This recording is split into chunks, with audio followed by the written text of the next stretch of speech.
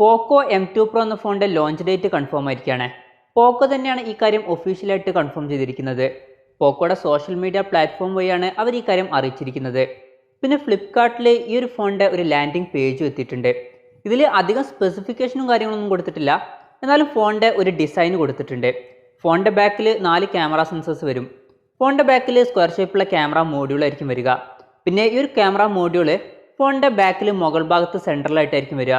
പിന്നെ feel the search with speed എന്നുള്ള ഒരു ക്യാപ്ഷനും കൊടുത്തിട്ടുണ്ട്. അപ്പോൾ അത്യാവശ്യം നല്ലൊരു പ്രോസസ്സറുമായിട്ടായിരിക്കും ഈ ഫോൺ വരിക. ഏത് പ്രോസസ്സറാണെന്നുള്ള കാര്യമൊന്നും കൺഫേം ആയിട്ടില്ല. എന്നാൽ മുമ്പുള്ള റിപ്പോർട്ടുകൾ അനുസരിച്ചിട്ട് ഈ ഫോണിൽ നമുക്ക് സ്നാപ്ഡ്രാഗൺ 720G എന്നുള്ള പ്രോസസ്സർ ലഭിക്കാനാണ് സാധ്യത. പിന്നെ പറയപ്പെടുന്ന ഒരു കാര്യം എന്താണെന്ന് വെച്ചാൽ റെഡ്മി നോട്ട് 9 Pro എന്ന ഫോണിൻ്റെ ഏകദേശം അടുത്ത് വരുന്ന സ്പെസിഫിക്കേഷനുമായിട്ടായിരിക്കും ഈ ഫോൺ വരിക എന്നുള്ളതാണ്.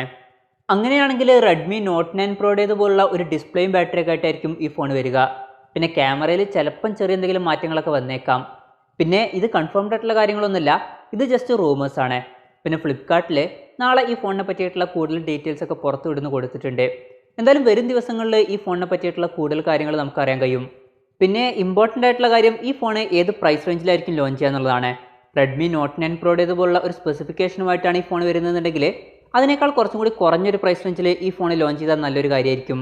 എന്തായാലും ഈ കാര്യങ്ങളെപ്പറ്റി കൂടുതൽ അറിയാൻ അധികം വെയിറ്റ് ചെയ്യേണ്ട ആവശ്യമൊന്നുമില്ല. ജൂലൈ 7 ഈ ഫോൺ ലോഞ്ച് ചെയ്യുന്നത്. ഫ്ലിപ്കാർട്ട് വഴിയായിരിക്കും ഈ ഫോണിൻ്റെ സെയിൽ നടക്കുക.